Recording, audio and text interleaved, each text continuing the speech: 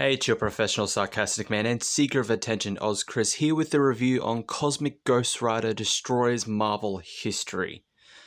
So, funny enough, I think it was on like Newsarama or something like that. I saw an interview with the writers, Paul Shear and Nick Giovanetti, and they were told about or asked about all the kind slight drama about people not liking this idea of destroying Marvel history, even if it is just a what if, and they kind of play it off as a, oh no, we're not we're not destroying, we're celebrating it, we're honoring it, or something along those lines. And I just thought, yeah, because the best way to honor history is to just destroy it. 10 out of 10 logic there. So Cosmic Ghost Rider is stuck in the past, and like any sensible person, any sensible time traveler, he decides, I'm not gonna. Well, not really like any sensible time traveler. He does, as he says, sure, I've been kicking around Earth for a few centuries, keeping myself entertained. Sure, I might have created a few of those paradox thingies, those eggheads like Mr. Fantastic and Beast are always yapping about, but I was just killing time, waiting for the moment the day before my family died. So he goes to see his family, but under the disguise of that he is Frank's uncle, Uncle Fredo, and while Maria heads off to go get her daughter, he talks with his son. This universe is a version of his son, and reveals that he's the Cosmic Ghost Rider, and tells him of his tales of being a superhero. And this goes about with him changing everything. As he mentioned, he caused some few paradoxes, a few changes. So one of them, the Fantastic Four, actually started as the Fantastic Five. He almost stops them from getting their powers, and he saves their ship from being destroyed, and he joins the team. Then they kick him off because he's a murderer. Then some stuff surrounding Galactus as well. Reed getting Reed getting imprisoned, and stuff with Skrulls and Delia, I think her name was. Yes. And pretty much just all these different cases of him changing the history surrounding the Fantastic Four. The thing is, it's dull. These stories or these moments, they're dull. They're not interesting.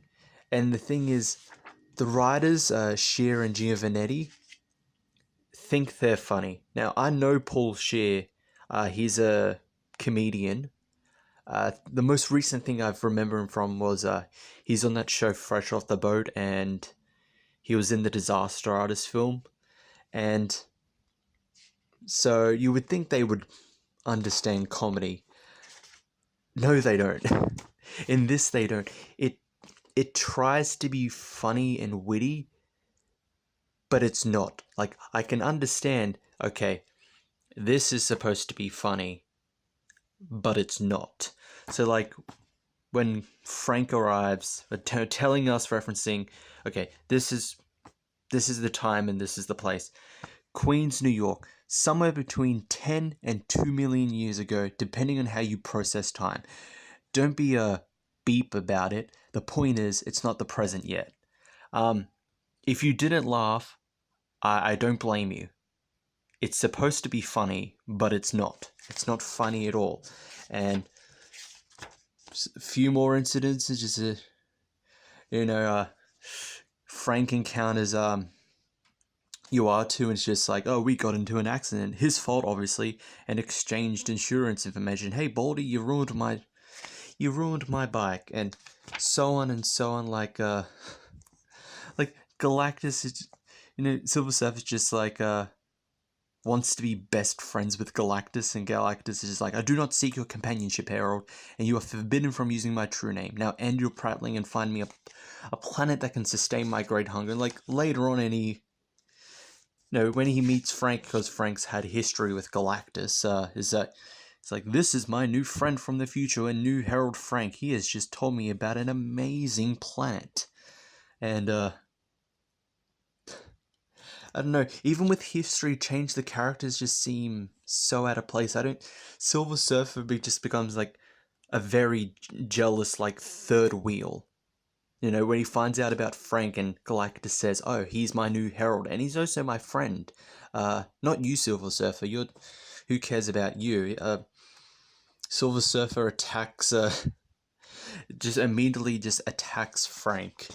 And there's so on and so forth, like, the writers are trying to be funny, and it's not working. Like, also here, when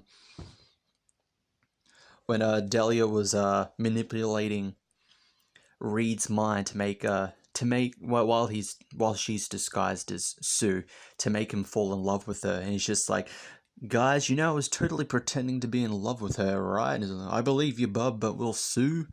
Just, they're trying to be funny. They're trying to put humor into this, but it's not funny, and it doesn't help that the story is dull. Like, this doesn't need to exist. The only thing I could say that was actually good is just these opening few pages of Frank visiting his family the day before they died. That hits you in the heart. Is just the most important part. The whole reason that he became the Punisher. He wants to see them one more time before the incident happens. It hits you in your heart. It's an emotional moment, and it's good. But the rest of the story, all these Frank changing history, it's dull. It's not interesting at all.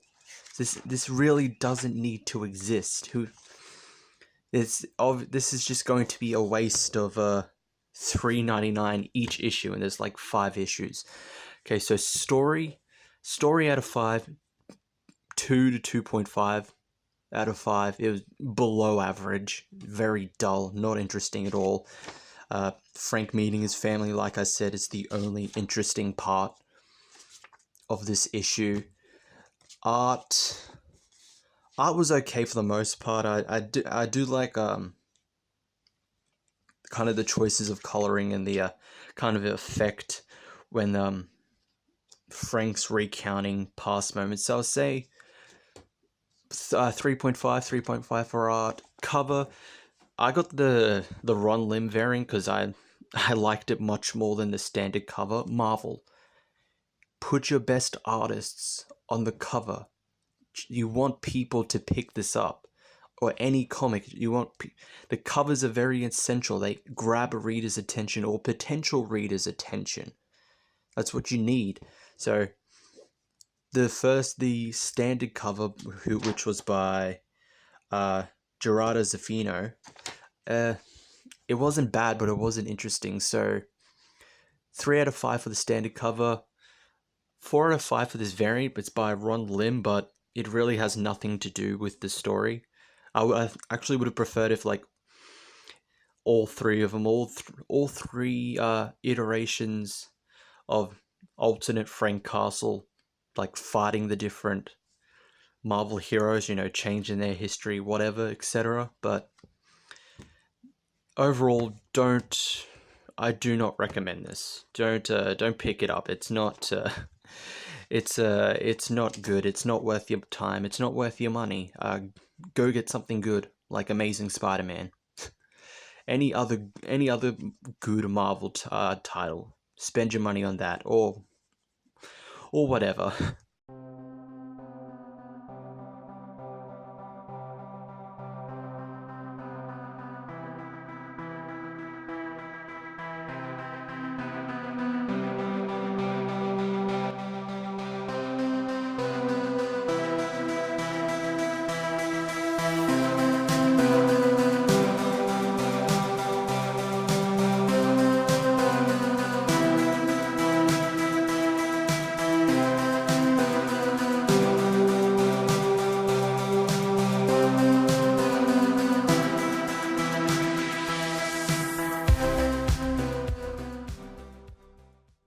So that is all. Thank you all for watching. I'll see you all next time.